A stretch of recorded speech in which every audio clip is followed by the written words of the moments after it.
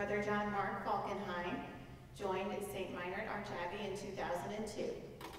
He is a licensed psychologist, a faculty member of St. Meinrad Seminary and School of Theology, and a fellow in human formation with St. Luke Institute. Brother John Mark has served the community as vocation director, assistant formation director, and he spent several years conducting psychological evaluations for candidates for priesthood, diaconate, and religious life. He is a frequent lecturer in the United States and abroad on topics related to religious and priestly formation, formation for celibate chastity, and perseverance in religious life. Additionally, he's the author of the book, How We Love, A Formation for the Celibate Life, published in 2019 by Liturgical Press. In recent years, Brother John Mark has been studying and presenting on the topic of community polarization and ways to contribute to a depolarized world. And his presentation is on just that today, Contributing to a Depolarized World, a Benedictine Project. Please join me in welcoming Brother John Mark.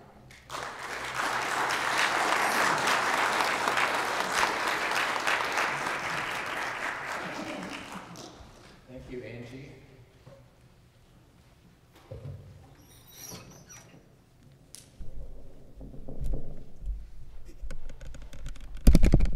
Okay, can you hear me all right?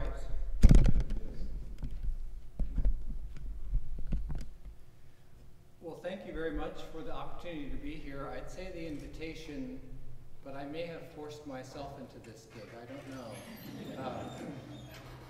I don't think that I did, but in the last couple of years, I've been interested in the topic of polarization in communities, in our country, in our church. It's not just in our country, in our church, but our neighborhoods, our parishes. And I've been reading everything that I can and trying to understand it, and I'm so interested and excited about depolarization, not about polarization, that I've been trying to take every opportunity I can to have conversations with people about how we might contribute to a less polarized world. So one of the main ideas that I want to share with you is that I really think when you study what the generators of polarization are, that so many of the antidotes are actually found in Benedictine spirituality. And so this is what I would like to share with you and why I've entitled this presentation, A Benedictine Project. So buckle in. I have probably more information than I can share in this amount of time because I've actually done a 3-day workshop on this, but I hope that I've got the content just right for the amount of time that we have. Now, don't panic, but I'm going to give you a little inventory. It's a mental inventory. You can say to yourself, you don't have to shout out loud whether this is a yes or a no. But a good psychologist always starts with a little bit of an assessment tool. So here we go. I have about 7 questions that I just want you to answer for yourself, just to get a sense whether or not you are polarized or polarizing or not. Okay. Now, I have to give a disclaimer. This little inventory has no psychological statistical properties, meaning I haven't done a test, retest, internal validity. Is that better? Yes. Okay. Okay. Thanks. All right, so here are some questions for you to answer to yourself. Number 1, do you check the news headlines more than twice a day? Number 2, in the last month, have you forwarded, shared, retweeted a political article, opinion piece, or meme, etc.? Number 3, at the last election, did you vote straight ticket, meaning you voted all Democrat or all Republican across the board? Number 4, is your primary news source one of the following? Fox News, MSNBC, CNN, Newsmax, Facebook, Breitbart, or HuffPost, your primary news source. Number 5, do most of your friends share the same political beliefs that you do? And number 6, have you referred to people of the opposite political party as crazy or criminal? I think that's all that I have. It is. Okay. Now, if you have answered yes to any or more of those questions, don't freak out. It could be that you're polarized. You might even be somewhat polarizing, but that's good news. Because the good news is that if we're part of the problem, and I am too, that if we're part of the problem, it means that we're also part of the solution. And that's what I want to talk about today, is how do we understand why we're in such a polarized place, and is there actually things, are there things that we as individuals can do to contribute to being less polarized and less polarizing? Now, I was really surprised the last time I gave this talk, someone came up to me and said, I'd never heard the word polarized or polarization, and so I'm just thinking about it so much that I assume everybody knows. So let me give you a definition just in case this is kind of new to you. I'm sure you will know the experience, if not the word. Polarization is really sort of this increasing extremism of opinion and political or ideological affiliation. Right, that our views about things, whether it's politics, church politics, maybe the liturgy, how the church should be run, we're getting more and more polarized in terms of kind of extremism, right?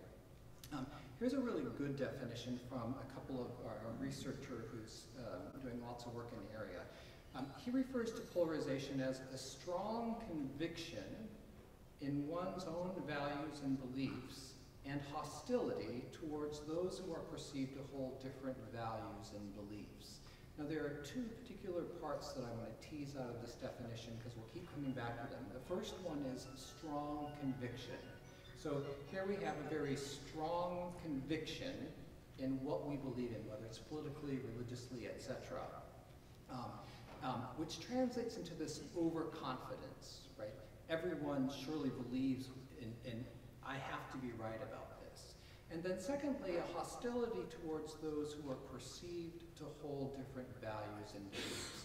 So it's this combination of overconfidence in my beliefs or my opinions, and then a hostility towards those who hold different opinions or points of view or perspectives than I do. Okay? Now, as I said before, I think that Benedictine spirituality has a lot of the antidotes here, and I'd even point out at this point that if you think about overconfidence, humility is the antidote to that, right? And intolerance, hospitality, as Benedict is famously known to champion, is a good response to intolerance. Now, what are some issues around which we're polarized? Obviously, political figures and political parties, right?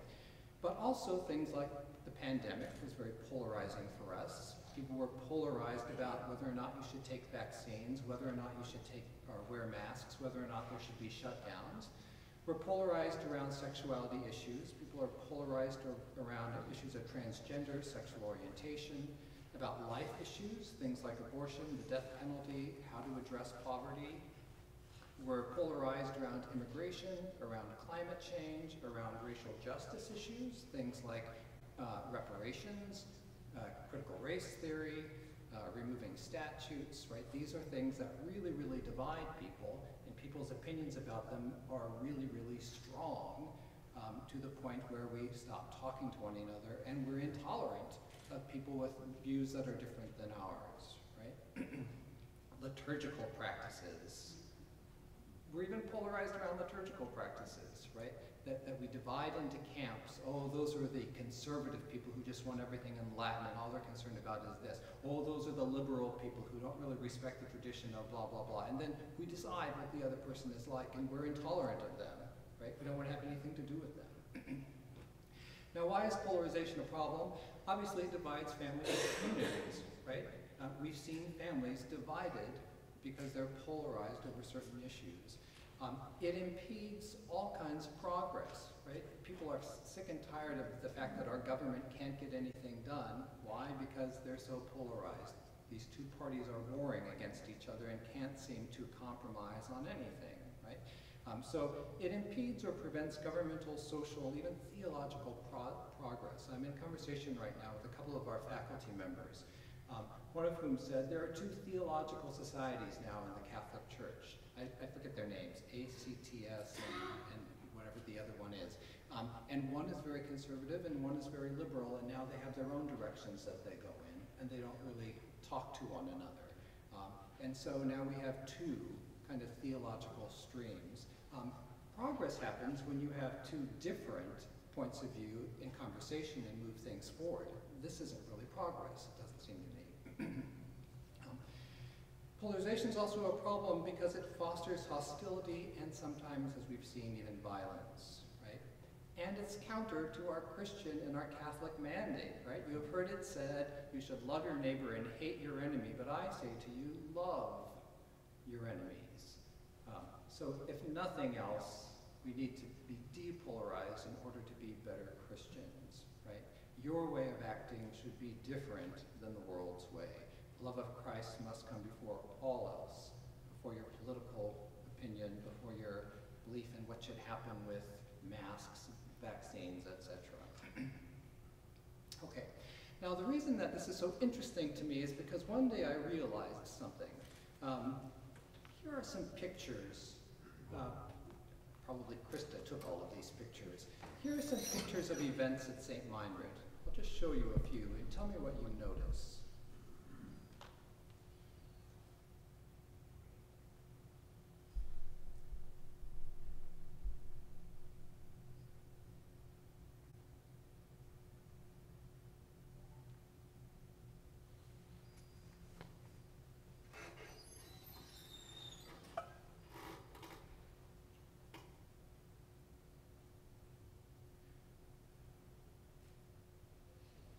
I notice what?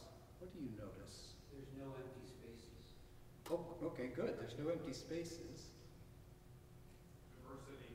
There's a great diversity of people. It occurred to me one day that on any given Sunday, in any given retreat program here at St. Meinrad, you get a wide range of people. You get really liberal people, really conservative people, racial differences, social differences, and it occurred to me, why is it in a time when we're so polarized, what is it about St. Meinrad that allows this to be a place where both conservative and liberal people feel comfortable, where people with kind of liturgical preferences that are very traditional feel like they have a home here, as well as people who like a more progressive liturgy, I suppose. What is it about a place like this? And it occurred to me that if you really look at what the drivers of polarization are, this is what the research literature is telling us is driving polarization. Lots of bias and extremism in the media, hyper-individualism, which has been growing in our culture in the last several decades, social isolation by people becoming more and more socially isolated by themselves, on the internet, etc. Mistrust of institutions, growing mistrust of institutions and in the goodness of other people, xenophobia, fear of the others, right? Misinformation and conspiracy, another big driver of polarization, overconfidence in opinion, and overengagement in technology and media. Now look at this. Bias and extremism, moderation, Benedictine's virtue.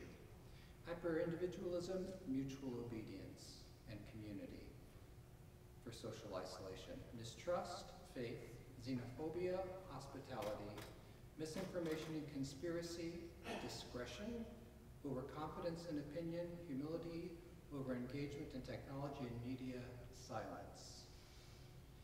I think the reason that a place like St. Meinrad or a Benedictine community is really a depolarized place and perhaps a depolarizing place is because we engage in practice a number of virtues that really seem to be antidotal to what's driving polarization in our societies. And interestingly, we shouldn't be surprised. I mean, this is the wisdom of St. Benedict's rule, right? He writes it in the 6th century, in the 500s, right after the fall of the Roman Empire, when there are lots and lots of warring Germanic tribes all grappling for power. You know, the world is kind of divided and at war. And Benedict's response to this is he pulls to the side and tries to create a way of life that brings people together to address the social evils of his day. And I'm so excited at the idea that St. Benedict's rule continues to have relevance in addressing the social evils of our day, and I think polarization is certainly one of them. Okay, so I want to take a quick look, maybe a not quite so quick look, a deeper dive into looking at what polarization is. And then I'm going to just look at 3 of these virtues. We wouldn't have time to look at that whole long list of them, but I want to look at discretion as a response to polarity types. So this is going to be a lecture. Then we're going to look at silence as a response to kind of a digital information overload. And then we're going to look at moderation as a response to extremism in our culture. Okay. So here's a little case study. This is not any one in particular. This is just sort of a case study built from lots of stories that I've heard and read about. Margaret is the middle adult child of 3. She has 2 sisters. She lives with her husband and her 2 teenage boys in a small town in rural Ohio where she grew up. Her older sister and her parents live nearby, and her younger sister, Anne, lives in Columbus and teaches at the university there. During COVID, there was much tension in Margaret's family. She felt caught in between her 2 sisters. Anne, who was her older sister, Anne was living in Columbus, her younger sister. Anne was very concerned about the dangers of COVID and wore a mask everywhere she went. The cases are skyrocketing here in Columbus, and things are shutting down. I hope Mom and Dad are not going out and are at least wearing a mask if they have to go anywhere, she told Margaret one day on the phone. When Margaret brought up Anne's concerns to Pat, their older sister, Pat grew frustrated. That's Margaret being hysterical. They said on the news that COVID is like the flu, and I read on the internet that people are dying of other things, but they're blaming it on COVID. Oh my Lord, Anne says to Margaret on the phone when she passes on Pat's point of view. That's all the crazy things that she reads and watches on the internet. Feeling angry over being caught in the middle, Margaret says, you talk to her yourself. Pat says the same thing about the liberal junk that you're filling your head with. Anne says in response, there's no way I'm talking to Pat. She can't be reasoned with. A few months later, in the height of COVID outbreak, their mother, who had just turned 80, died. She had a long history of type 2 diabetes, and she had developed symptoms similar to COVID. She was hospitalized with weakness, shortness of breath, and died 2 weeks later of heart failure.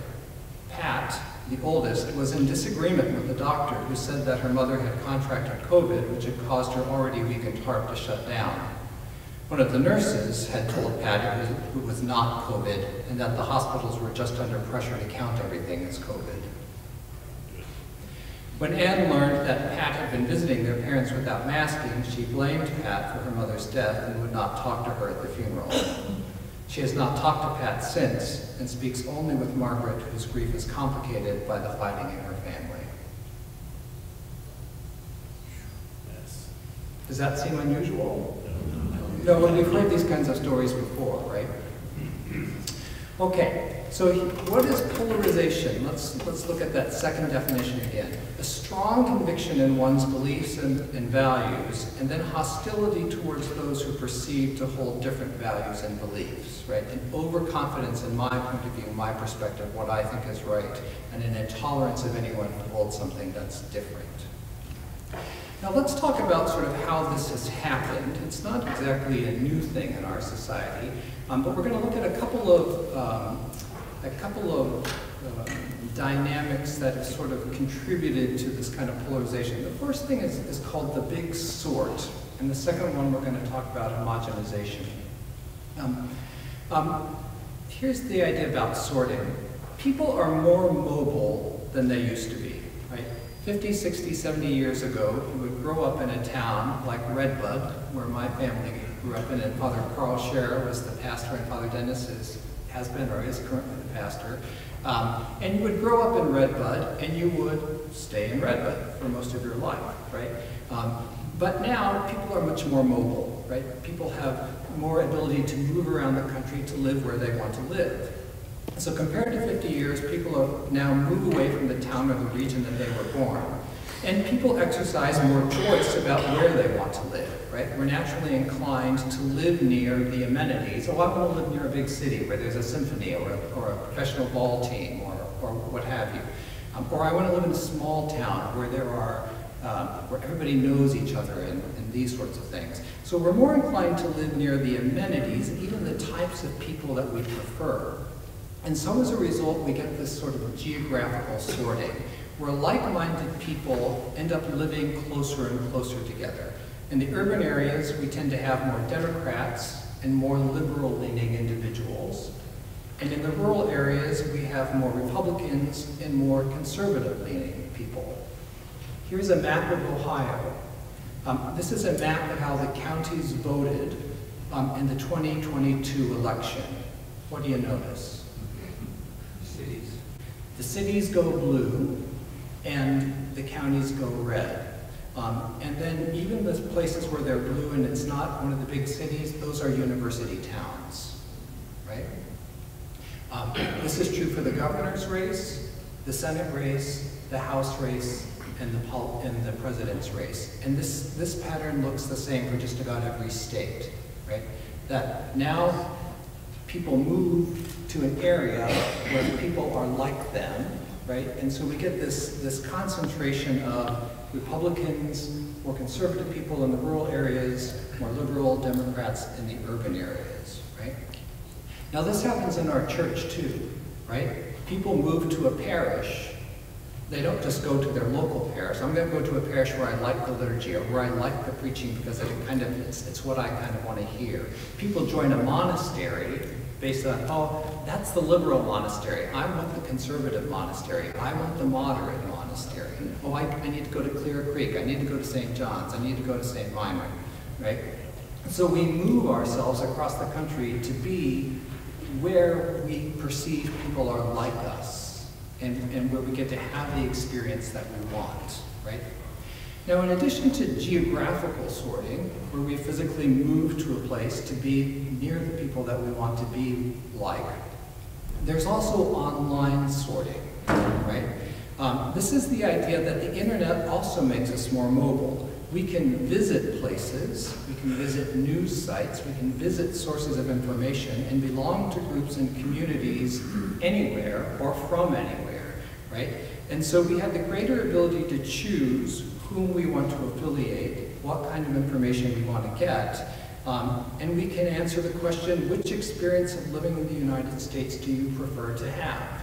Do you want to live in the CNN, MSNBC, New York Times experience of the United States, or the Fox News, Newsmax, Breitbart experience of living in the United States? So we can physically and geographically move ourselves to a place where everyone's going to believe like we do, and then we can do it on the internet as well. Does that make sense? The result then is that we get greater and greater concentrations of like-minded people around us. And we have a decreased exposure to people with different preferences and dissenting points of view. When you didn't leave Redbud, Illinois, and everybody didn't leave Redbud, Illinois, Redbud, Illinois used to have Democrats and Republicans. It's a little rural town. And maybe, you would belong to the PTA, in which there were Republicans and Democrats. And then you would go golfing at the golf course in which there were Democrats and Republicans. And then you would belong to the reading club that had Democrats and Republicans. And so you were constantly sort of getting other people's points of view from people that you knew and people that you liked. But now, all of the Republicans and conservative people are going to move to one place. All the Democrats and the liberals are going to move to one place. And they're just going to talk with one another and not hear any dissenting points of view from people that they like and people that they trust. Does that make sense? Now, this isn't totally across the board, but this is a pretty strong trend. So we get the increased reinforcements of my preferences, my point of views, which tends to cultivate this overconfidence. See, everybody agrees with me. Everybody that I live near believes the same things that I do. We must be right. We're obviously right. And those crazy people who live in the cities, or those people who live in the small towns, what do they know? actually we don't know what they know because we never listen to them. So we get also then this homogenization, the process of making things uniform and similar, right? The within group differences, my group, we all believe the same thing, so the within group differences decrease, and then the between group differences increase, right? They are different than we are all the same, they're all the same, they're wrong, bad people. Okay. Now there's another thing that ends up happening why our polarization becomes so intense. So there's something called identity stacking, or it creates what some people in the literature call mega-identities. This is the idea that many pieces of our personal identities have become very closely aligned with our political identification. As we just said, where we live is going to be very closely identified with whether Republican or Democrat, but also where we get our news, what religious affiliation we are, where we shop, what we drive, and then our thoughts on a host of things that tend to be controversial, right? To give you an example of mega-identities or identity stacking, let's put Republicans and Democrats here, and I'll give you a variable, and you can tell me where you think it's going to fall. Lives in a rural area. Therefore, it lives in an urban area. I already gave you the answer to that. Drives a Prius.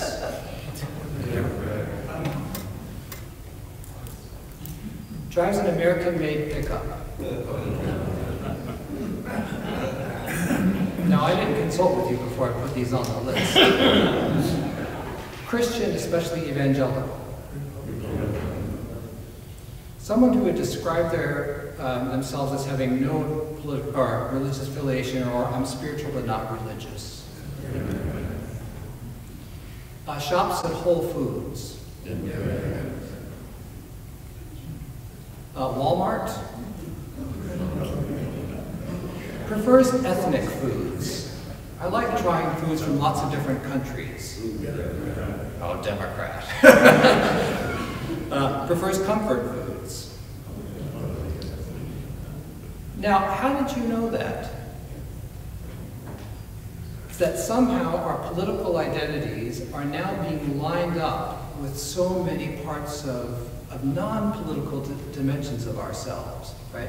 This is the example of identity stacking. I don't know if I can get this to work. We'll see. I have a little video clip open.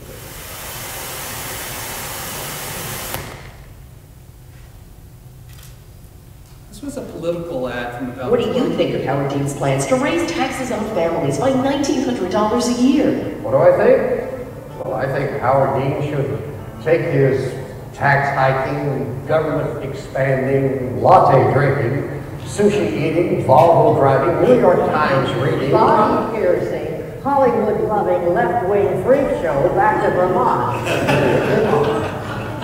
Got it? Plug the road tax is responsible. So did you get that? They should take their tax hiking, latte drinking, tattoo piercing, sushi eating, freak show back to, but this is a great example of identity stacking, right? That they do this and we do that. And it's not just what I believe identifies me, all these other things, that I'm Christian, that I'm whatever, what I eat, where I shop, what I drive, all of these become our political identity, right? It's an amazing thing. Now let's see if I'm sophisticated enough to get out of this and get back to my program here. Oh, look at that. Ooh. Okay, so we end up with something called tribalism. This is another kind of phrase in the literature on polarization. Tribalism is this strong identification and affiliation with the group, where our personal positions are determined more by the group and our group leaders than knowledge of the issues. People are very strong in their affiliation with their political party, but if you ask people, what does your political party believe on taxes of this, or on this issue, or that issue, people increasingly will say, I don't know, right? They just know that they're Republican, or they just know that they're Democrat. And so we become less and less actually familiar with the issues, and we become part of the tribe, right? And so we find it difficult to express dissenting opinions within the group, right? If you're in your rural community, you're with your Republicans, someone says something, you know, about this or that, and you're not sure that you agree with, what's the likelihood that you're going to disagree? Pretty small. You don't want to be that person, right? Because group affiliation becomes really important. That's a normal thing for us. But the thing is, when all of these parts of our identity then kind of become a part of our political experience, then an attack on my political affiliation now becomes a personal attack. This isn't just about my politics, this is about me and my religion and my way of life, right? And so losing an election feels like I'm losing my livelihood. We've got to defeat them. It's amazing. When the other party wins, people actually get depressed. They worry about the future. They're in a big doldrums. Their whole life is changed. Why? Because the other party won, right? This is how personal and identity consuming our politics have become. And so politics now become a team sport rather than a pursuit of the common good. We have to defeat them. That's the object, not what's good for all of us, but let's just make sure that they don't win, right? And so we end up with something called negative partisanship. The idea that them losing becomes even more important than us winning. Why do we have to get out there and vote so that he doesn't get elected? So that she doesn't get elected? I don't even like my candidate, but I know that I'm going to vote because I don't want that person, right? How many times have we heard this? So with all of this polarization then becomes kind of the villainization of the other side. They're criminals. They're crazy. They're going to ruin everything. Lock her up. Lock him up. Right? And then we have this great, strong, rhetorical kind of message of fear and mistrust. This is a huge thing right now in our political discourse and our social discourse. It's really sad, right? We have to fear the other, and you can't trust the other party, right? We can't let him or her get into the White House. They're going to take away your ... your guns, your Bibles, your rights, your whatever, right? Fear, mistrust. Watch the commercials on some of your more biased political TV stations. It's a lot about mistrust. Invest in gold because the banks are going to crash. Do this because the world's going to end. Right? This will be the end of our democracy. This will be the end of our great nation. If we let messages like this, they're going to be the end of our church. Right? Fear, mistrust. Who wants to live like that? And so we have overconfidence and intolerance of the other. This isn't a very uplifting talk so far, is it? Okay, so these signs of polarization is that previously important affiliations become secondary now to our political affiliation, right?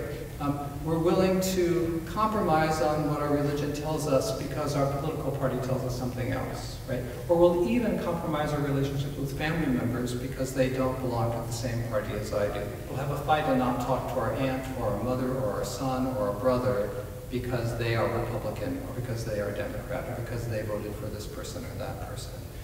Crazy. And a really sad sign of polarization is that events that used to draw people together now divide them. Right? A pandemic. In the past, when there was a great, huge social problem like a pandemic, people came together to solve it. Now it divides us into masks versus no masks, vaccines versus no vaccines. Right? Natural disasters used to bring people together, now they divide them. That administration didn't respond the way they should have responded. Right? It becomes a political issue, as do wars. And so more and more issues and more institutions end up getting politicized.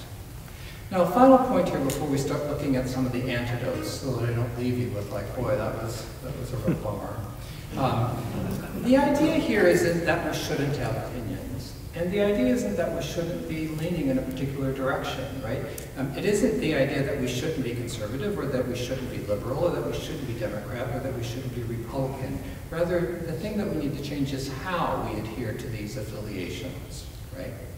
Remember, we want to avoid the strong conviction that generates hostility to the other. Okay, so what can we do about it? I'm going to look at 3 drivers and then 3 antidotes. We're going to look at something that sounds dry as dust, but I think that you'll find it interesting. Something called polarity theory, and then we're going to talk about discretion. And then we're going to talk about silence as an important antidote in response to this great kind of overwhelming amount of information that we get in our world. And then we're going to talk about moderation as a response to extremism in bias in the media. Okay? So, discretion and polarity types. Now, this is, I must be a nerd or a geek, but I find this to be so interesting, and so humor me and pretend like you find it interesting too. Polarity theory grew out of international relations, and it posits a really interesting idea, is that in our world there are 2 kinds of polarities. There are what are called positive negative polarities, and then positive positive polarities. Now, positive negative polarities, the first type, are polarities in which there's a polarity between 2 universally recognized good thing, and then a universally recognized bad thing. So health and sickness is a positive negative polarity. They're opposites, and one's good and one's bad. Poverty and well-being, starvation and survival. And when you have a positive negative polarity, the resolution involves trying to eradicate one of those poles, right?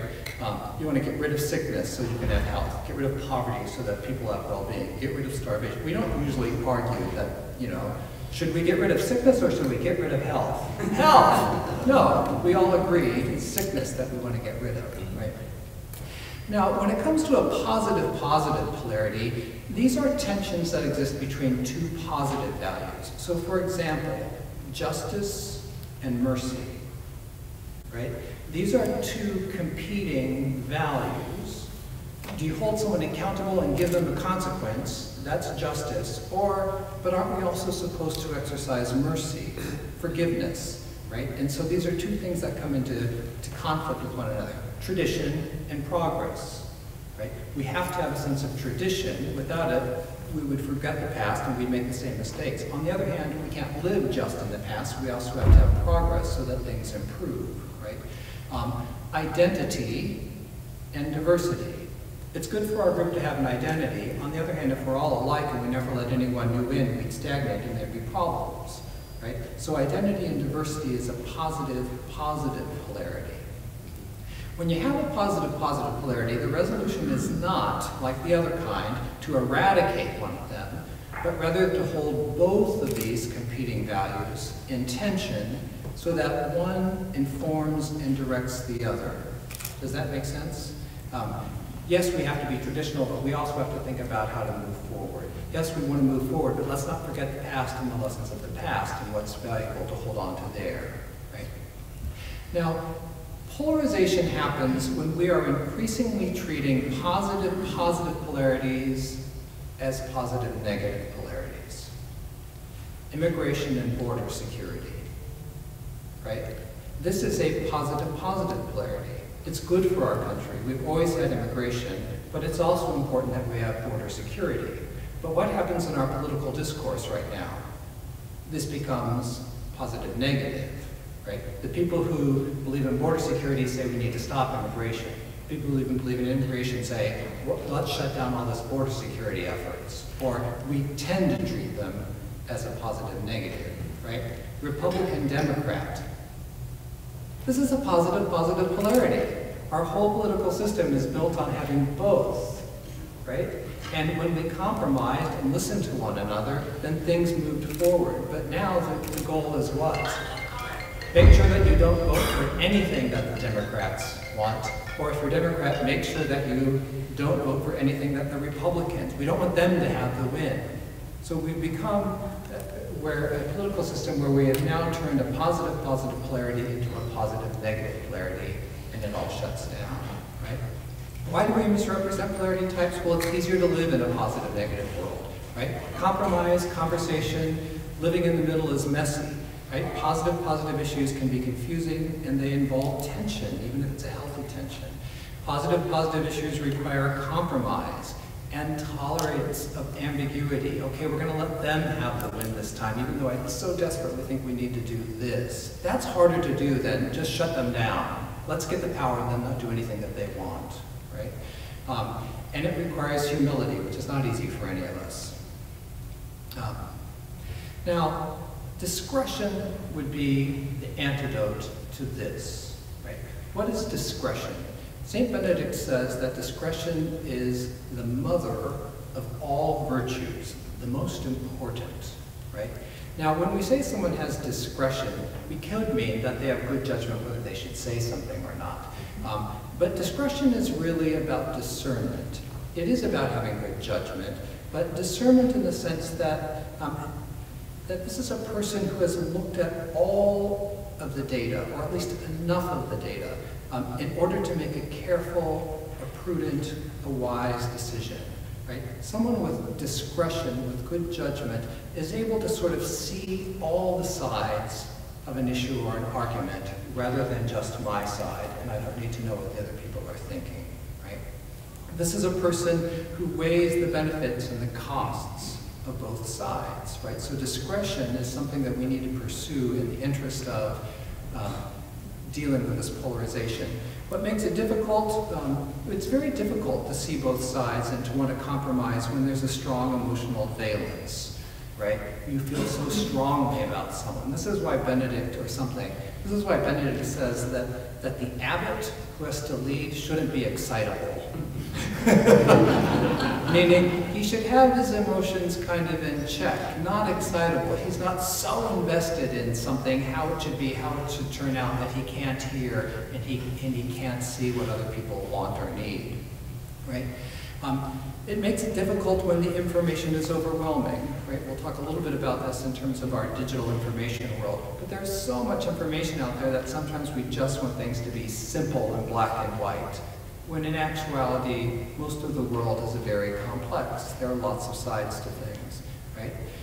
And it's difficult when people are negatively affected by the way that we choose. If I choose this, then those people are going to suffer. But if we choose that, then these people are going to be on the out. And so how do we compromise and make this a long-term project where we work together? When it's too difficult, then we're at the risk of rash judgments and oversimplifying. You just need to. I love that phrase. You know what you just need to do? You just need to close those borders. You know what you just need to do? You just need to shut down this, or you just need to raise the You know what? Life is much more complicated than you just need to. Right? I love it when we're talking about something that's really difficult, and someone says, you just need to do this. And I think to myself, wow, you figured it out. It's taken us 500 years to deal with this problem, and you just figured it out just like that. It was just close the borders. How did we miss it, right? Or it was just, you know, wear a mask. Well, it's much more complicated than that, right? And so, so we're at risk of oversimplifying things. And then we want to, if things are too difficult, we defer responsibility to some leader who may or may not exercise discretion, right? I'll make it easy for you. You just follow me and I'll make all the decisions. I'll make it real simple, right? Or we become immobilized and we shut down. Sometimes I've had difficult conversations with people. You start to see the things from different points of view and they say, I don't want to talk about it, right? It's just too difficult. Right? Now, what does discretion look like in action? If we were going to pursue discretion in our conversations and our interactions with people that are usually polarized, we begin by asking ourselves, okay, we're talking about immigration, or we're talking about the liturgy, we're talking about should we have our church like this, with everything lined up towards the altar, or do we have a church in the round, right? Now, is that a positive negative, or is that a positive positive? It's a positive positive, but we treat it an awful lot as a positive negative, don't we? There are advantages to both, but my advantage is the right one. right? We should at least be honest with ourselves and say, okay, this is a positive polarity, not a positive negative one, right? It's much more difficult. Crime and safety, it's positive. No, that's a positive negative. I'm sorry. Whatever. I've almost failed my own test. Cultural diversity and national identity. That's a positive, even if we engage as if it's not. Active participation in the liturgy and personal piety. It's positive, right? Both sides need to have their voice and their time. Hierarchy and democracy. It's positive, right? We tend to want to lean on one side or the other, but we need to spend some time listening to the other's points of view. Liberal, conservative. Okay. Aim for a higher level of nuanced thinking and communicating, right? Ask yourself, what are the legitimate values being represented on both sides? Okay, I tend to want this, but what are they looking for and what's legitimate about that? What might I need to compromise in order for both of us to have some of what we want, to preserve both of these, right? When confronted with someone who's treating a positive as a positive negative, right? Someone who's making it all simple or blustering or being overconfident and intolerant, how could you respond? I see your point, though I think it might even be more complicated than that. We just need to do this. We just need to, we just need to take that banner with a rainbow down. We just need to move this to there. We just need, okay, I see your point, and that's not a bad point, but it might be more complicated than that. Let's try to see this from all sides. I think that's part of the solution. However, I wonder if blank might not be considered, right? I don't think that's wrong. Maybe it's just incomplete, right? These are much more nuanced ways of talking about issues rather than we just need to. What are the people on the other side of the argument saying, right? Remember, we surround ourselves with like-minded people, but it might be good for us to say, I wonder what the people on the other side of the argument are saying. What are the legitimate values that they're championing, right?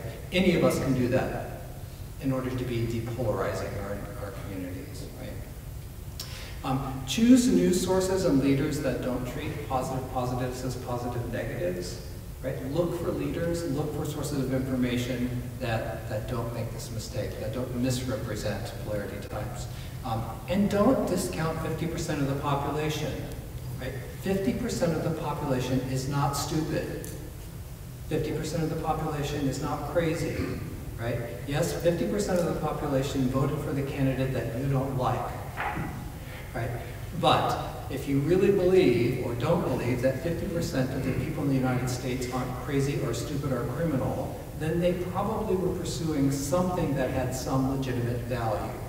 And we probably need to listen to it. Does that make sense? Okay, I just said that. And practice humility and hospitality. I know what I believe, but maybe I'm not understanding everything. Maybe I need to welcome in someone with a different point of view and listen to what they have to say. Okay, now let's talk about silence in the digital information world. There's a lot of information. We're going for 90 minutes. If you need to use the restroom or take a mental break, feel free. I won't be offended, unless all of you walk up the points of view. We have this great explosion of news sites that's resulted in an increased bias in appealing to niche audiences. This is from, I forget who, Ezra Klein. When we were attached to one newspaper in the city, or to the 3 networks given access to our public airwaves, the business model at the time was about appealing to as wide an audience as possible. But now we have this, right? The explosion of choice and competition carried by digital news upended this calculation. If the strategy of the monopolistic business model was to be enough things to all people, the strategy now of the digital business model was to be the most appealing thing to some people, right? You can't get a big portion of everybody when you have this many competing news sites. So choose your niche. Okay, we'll go for the conservatives, we'll go for the liberals, we'll go for the evangelicals. And then you don't tell them what is, you tell them what they want to hear, right, in order to engage them. So news becomes entertainment, and then news becomes trouble warfare. Right? Now, the problem here is that when you have the news on, and a news station available for 24 hours a day, there is simply not enough news to fill 24 hours a day, right? So you get tons of repetition, but more than repetition, do you know what you get? Speculation and commentary and analysis and opinion, right? Look at these YouTube clips from MSNBC and Fox and whomever. Trump judge with sketchy record could give the DOJ cause for concern in the Trump case. Could Clinton's emails have been hacked? Donald Trump appears to invite the Russians to hack Hillary's emails. What do you notice about these headlines?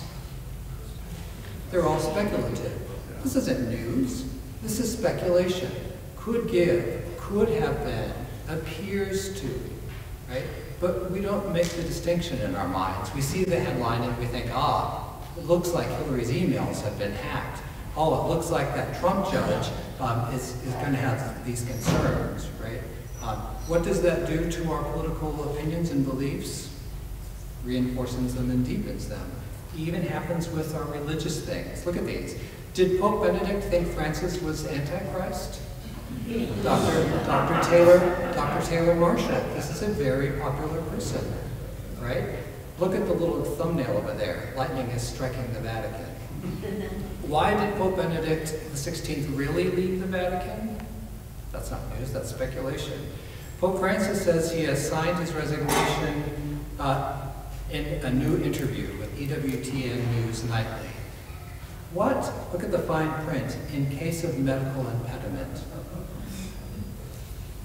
EWTN, this is one of our major news sites, right? This isn't news. Okay, what are the concerns with these trends? It's all not all, a lot of it is speculation. Then we get sort of the repetition of stories, repetition of commentary, repetition of analysis. This is a lot like venting and ruminating, right? Remember we used to tell people like, oh, talk about it and get it off your chest, you'll feel better. Do you know what actually happens when you talk about something that you're upset about for very long? There's a very quick point of diminishing returns, right? I can't believe he slammed the door. I've told him so many times not to slam that door. And then he slammed it. You heard him slam the door, didn't you?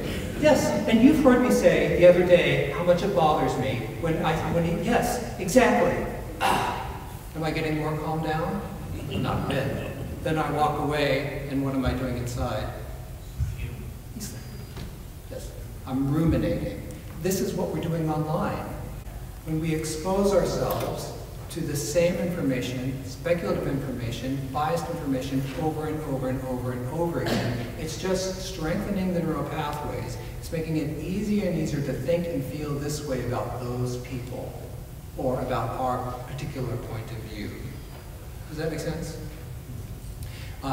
And so the other thing is that it gets overwhelming and confusing. We get all this information, I don't know what to think, then we let someone else decide for us. Right? Okay, silence. This is going to be our antidote for this information overload in the digital world. We're going to look at briefly two types of silence. There's receptive silence, which is how much and what kind of noise we want to surround ourselves with. And then expressive silence. What's going to come out of your mouth, right? Let's talk about receptive silence.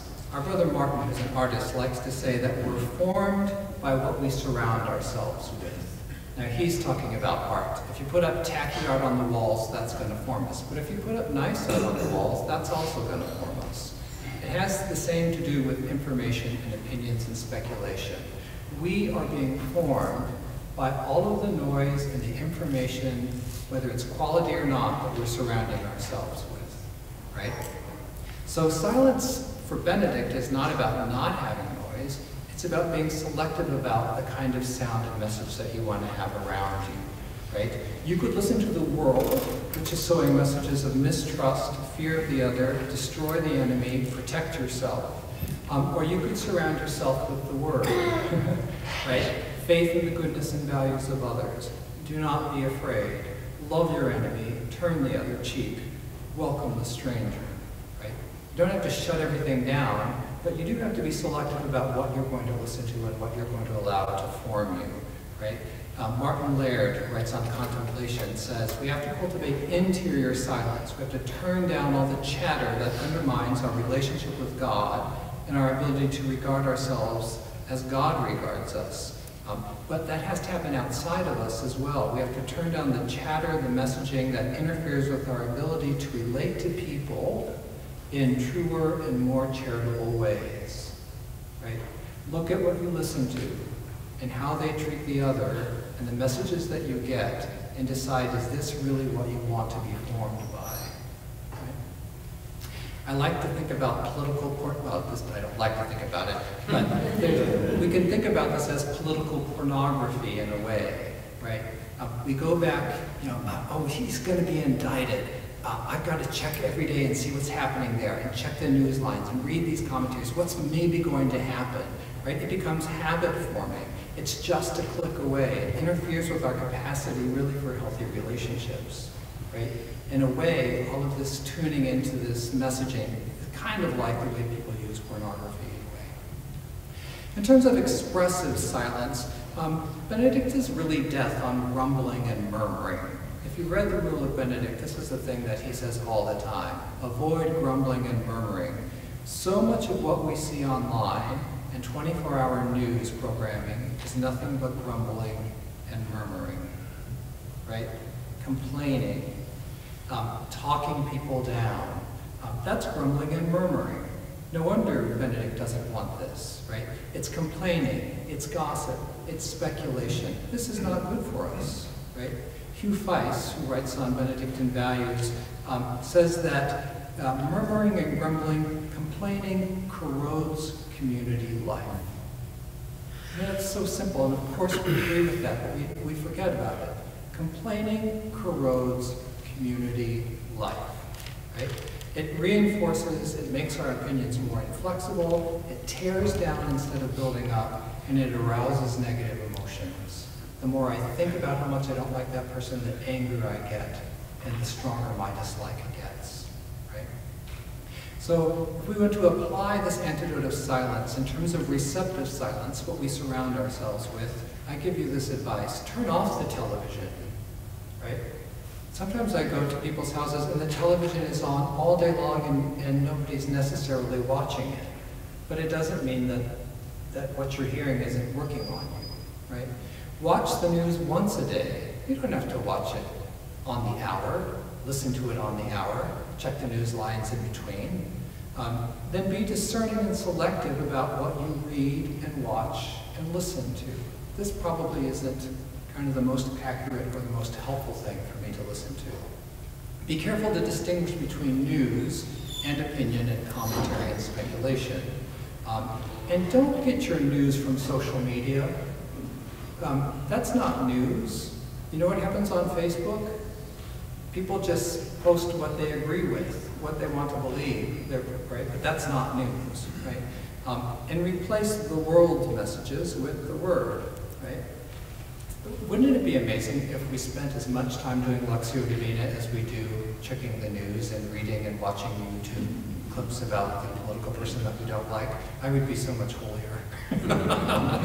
It's Benedict's good zeal and bad zeal.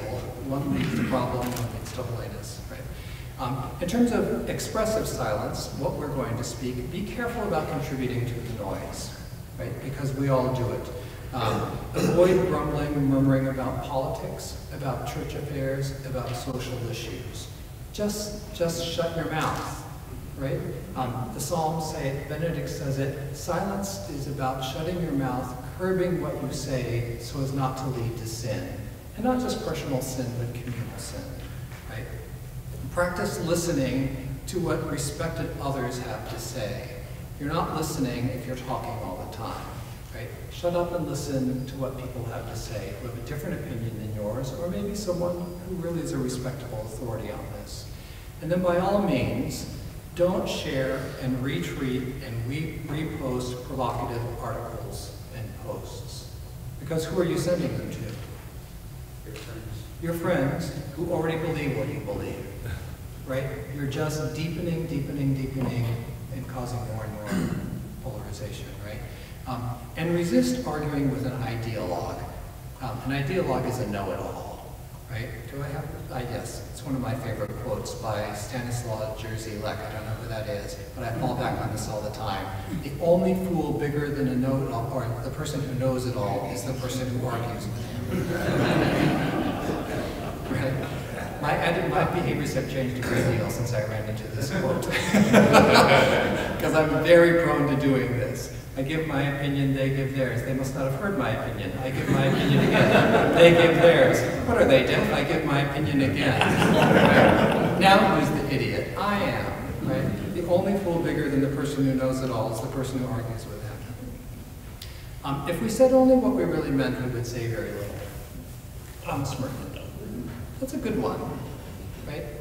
Think twice or three times about, is this really something that needs to be said, and is this really what you mean to happen? Let's always quote our mother, if you don't have anything nice to say, then say nothing at all. A little bit more sophisticated. Where shall the world be found? Where will the word resound? Not here, there's not enough silence. T.S. Eliot in his poem, Ash Wednesday, right? I think if we would be quiet and silent and careful about the noise that we surround ourselves with and make, we might discover the world that we want again. Okay, we're rounding the corner, we're almost towards the end. Thank you for hanging in with me. Last thing I want to talk about is moderation and extremism. There's lots of extremism in the media and the information around us, right?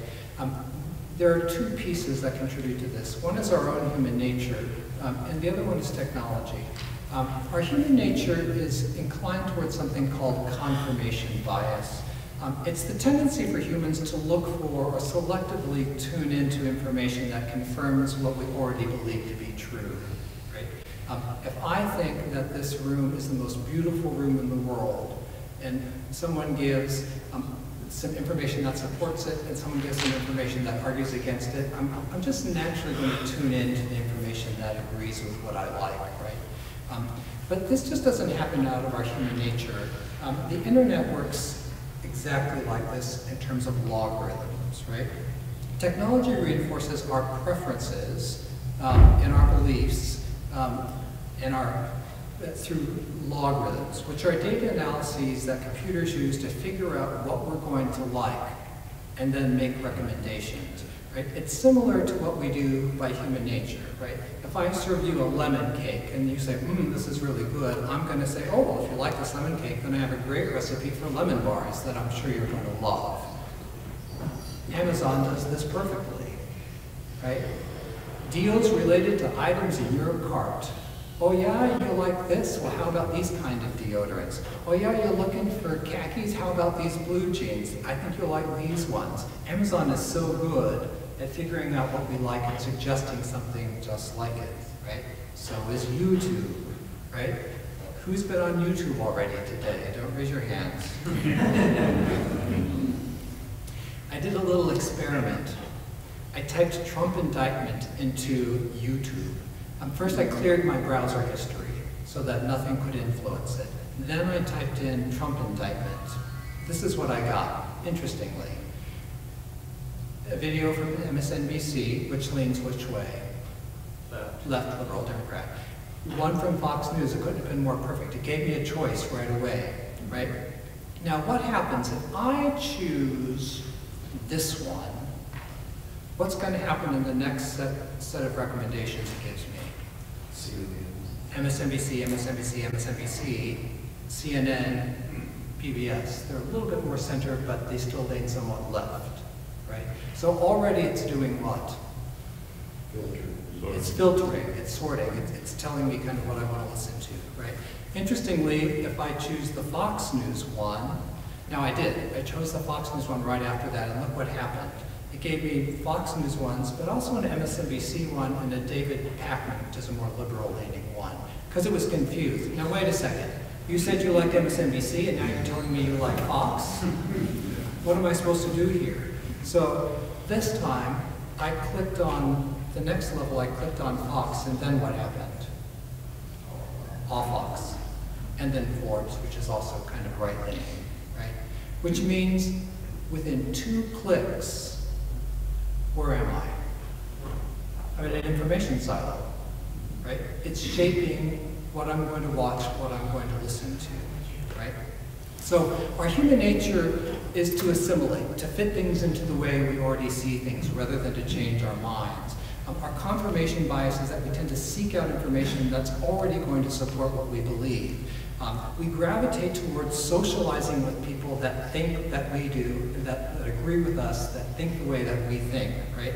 And then we have these technological algorithms that assist us in confirming our bias along with partisan information sources, right?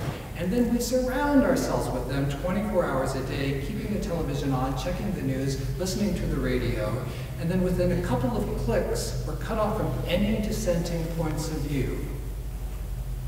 And we live in an echo chamber. Polarization, polarization alert. But do we not all do these things, right? But do we have to, right? John wakes up and checks the news headlines on his phone, and he sees a prominent politician from the other party has had some questionable financial dealings. Let's say John's a Democrat. John meets his wife in the kitchen and says, hey, did you see that thing about the Republican Senator, Smith, I think his name is? Over breakfast, John pulls up YouTube and searches Senator Smith. From the various videos that come up, he selects the one from MSNBC labeled, Disgrace Smith could cause the Republicans to lose the Senate. After watching a couple more recommended videos, all from MSNBC and CNN, John heads off to work. At work, John quickly checks the CNN website to look at the headlines, which read what a former prosecutor says might be in Senator Smith's emails. Republicans silent on Smith's possible double dealing. Democrats considering call for resignation if investigation proves Smith broke the tax laws. What do you notice about those? Speculative.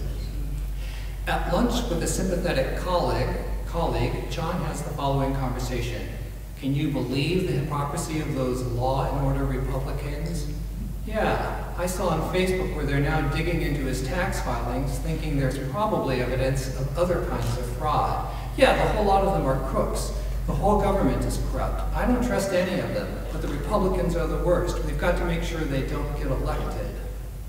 Back at home, John pulls up YouTube on his phone, and the first several recommended videos are from MSNBC and CNN. That's what he's been watching, right? With coverage of the unfolding scandal. You know how they always have like a title for the scandal. While half listening to another video, John scrolls through the comments. Those crooked GOP elites, they're all going to jail. Someone responds to that by saying, it's about time. Someone else, they'll probably get off, those rich SOBs. Someone else comments, how can anyone vote for these criminals? This is why our country is in such bad shape. Someone responds, anyone who votes for Republican is a blah, blah, blah, blah, blah. Someone responds to that, no, you're the blah, blah, blah, blah, blah, you fascist pig, you criminal. Right? After reading the comments, John turns to his wife and says, oh yeah, I gotta look for that thing Jim was talking about on Facebook. I want to send that to Tom and Janine. I'm sure they're loving this. What did you notice? Exposure to information all day long, right? It's ruminating. Seeking out biased, sympathetic media sources, confirmation bias. Then the algorithm suggests more of the same, further reinforcement of what he already believes. Opinion and speculation is mistaken for news. He thinks all of this is real and happening. And then comes the villainization and criminalization of the other, right? They're crooks, they're corrupt, they're all criminals, right? And it's reinforced in the comments. And then he's going to pass on the polarizing content to friends via social media. And these friends are people who, or he's going to try to convince otherwise? No. These are friends who already believe the way that he believes, right? So they're just going to continue to share reinforcing information, polarizing patterns of behavior that a lot of us probably engage in all the time. Benedict is all about moderation, right? That's the thing that Benedict is probably best known for in his rule. He's going to be a moderate. There's a rule before St. Benedict's written by the master. It was crazy, crazy, crazy. He had some good ideas, but they were really extreme. For example, when you have visitors, don't trust them. They'll take everything you have. The master, off of whom Benedict bases his rule but edits it smartly, the master says, when there's a visitor, assign 1 or 2 monks to follow him around. Because they'll steal your wine. Benedict says no. Benedict says we need to be, maybe we need to be careful about things, but we need to be moderate. We need to be trusting, right? To be moderate is to be average in amount. Average in amount of intensity, average in quality or degree, right? I'm sorry, I'm going in the wrong direction here. To be a moderate, the noun, is to be a person who holds moderate views. And then to moderate, which is a verb, means to make or to become less extreme, to become less rigorous, less violent. How do we moderate our feelings about this? How do we moderate our conversations about this issue? How do I moderate the community in which I live? To be moderate is not to be an ideologue. And an ideologue is someone who is an adherent to an ideology, a way of thinking, a way of believing. An ideologue is an adherent to an ideology, especially one who is uncompromising and dogmatic, right? And often blindly partisan advocate or adherent to a particular ideology. Blindly adherent means I'm only going to look at what I want to look at and close my eyes to anything that is dissenting from that. Grammarist.com, that wonderful online dictionary, describes a moderate as someone who strongly sticks to certain, an ideologue, as someone who strongly sticks to certain ideology, usually to the extent that they dismiss or ignore any and all opposing or contrasting viewpoints, right? They're describing the polarized person, overconfident and intolerant of someone else's point of view. St. Benedict is a moderator. He's able to discern, right? He's able to occupy the middle. This is what the moderate does. And then facilitates a relationship or a conversation between extremes. Yes, this, but also that. I agree with that, but maybe we need to consider this as well. I wonder what the other side of the story is, right? This is what's necessary for progress. To be a moderate, to moderate, to bring the extremes together, right? And it continues to be just as relevant to our social evils now as it was in the 6th century, right? Practicing moderation, get your news from the middle, right? Or compare your news coverage. There are a couple of online sites that sort of rate information sources in terms of left, kind of central left, center, right, extreme right. Some people will say, well, maybe those are biased. These have been checked out and they're pretty legit, right? So I'll give you have the websites for these if you like. This one is amazing. It's really complicated. But this one not only says, okay, does it lean left, extreme left, center right, extreme right, but then on the y-axis, it also rates it according to factual reporting, most analysis, analysis or wide variety and reliability. Is it how much speculation is there, how much opinion, etc. Right? Here's kind of what the center looks like. Someone says, oh, no one else says. Oh, really? Someone else says. So get your news from the middle, or at least compare coverage, right? Okay, I've just watched CNN. I wonder how the Wall Street Journal is covering this, right? Make the distinction when you're looking at your news or searching out information, make the distinction between news and opinion. Look at this. The New York Times News, the New York Times editorials, right? The Wall Street Journal News, the Wall Street Journal opinion. If you get on the Wall Street Journal website, there's going to have a section of news and there's going to have a section of opinion. Make sure that you know the difference. Some places are not so good at separating them out, right? NBC, the regular news or regular channel, is somewhat left, but it's MSNBC that's further left, right? Fox Business is actually not nearly as right-leaning as Fox News, but which one are you looking at? Do you know? Okay, so make the distinction between news and opinion and commentary. Don't get your news from Facebook. Remember, that's not news, that's just your friends telling you what they believe and they think you're going to agree. Read more than the headlines, right? It's amazing. The Pope has announced his plans for retirement, was the headline. In the case that he's incapacitated, was the rest of the story. Check the sources of the things that you read, right? Just because something looks like it was a newspaper article does not mean that it was from a legitimate news source, right? And then seek out and listen to opposing points of view. I wonder what someone who doesn't agree with me thinks about this. Don't discount the 50% of the population and be open to changing your mind. That's a hard one. Be careful of echo chambers, preaching to the choir. Consider clear, now this would be a really good thing to do every once in a while. Clear your search history, right, on your devices. Otherwise, you're just going to get more of the things that the computer thinks you're going to like and already agree with. And don't try to convince people that they're wrong. You're wrong about that. That just builds defensiveness. Listen to what they have to say and then ask interesting questions, right? All of this requires discipline and it requires restraint. It's easy for me to stand up here and say, don't be on the news all day long. Don't get on YouTube all day long. That's actually hard to do. I like doing that. It requires discipline and restraint not to read the things that I think are going to excite me about this political person or that political person. Okay, a little review. A strong polarization, a strong conviction in one's own beliefs and values, and hostility towards those who are perceived to hold different values.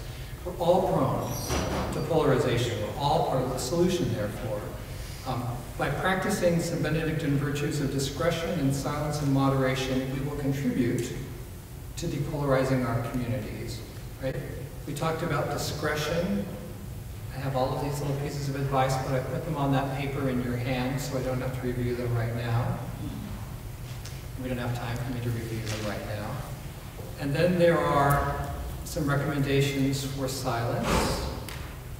So there they are. They're on your sheet as well. And then some recommendations for moderation, which I just said and don't need to repeat. Last thing I want to leave you with is this little reflection that will take a second. Have you been to Mass yet today? One of you. You must have Mass later, two of you, good. Have you read the Gospel today? It's okay if you haven't. But the Gospel is about what? The mustard is about two things. The mustard seed and the leaven. The mustard seed grows into a giant bush and offers hospitality to the birds of the air. The leaven, a little bit of leaven, will leaven the entire batch of dough, right? But that's a really great meditation for us. Little things, little behaviors that we might change, you and me, could actually have a larger effect in the communities in which we live. We could be the mustard seed that grows into a more hospitable bush, or we could be the little bit of leaven that raises the discourse and the tenor of our communities. Also on your sheets is some references and resources. There are a number of books that would be good to read if you're interested in reading more about polarization. I'll point you to the last one on this list and on your list, which is Father Aaron Westman, who's an alumni of ours, has written a really, really wonderful book called The Church's Mission in a Polarized World. I've read lots and lots of things. I think Father Aaron probably gives the very best summary of the research literature on what's driving polarization, so I highly recommend it. And then if you're interested in sort of noticing where you get your news and checking them out against those media bias reading websites, they're there as well. Okay. I came in right at 90 minutes. That's impressive, with no time for you to ask questions. But I'm going to blame the people who did the introductions because they took 10 of my minutes.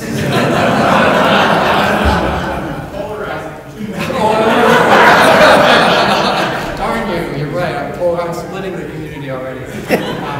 No, thank you so much for, I know this was a lot to listen to, but your sustained attention is encouraging to me, and I hope that it's been interesting to you. And if you have any questions, feel free to come up afterwards or find me in the next couple of days. Okay? Thank you.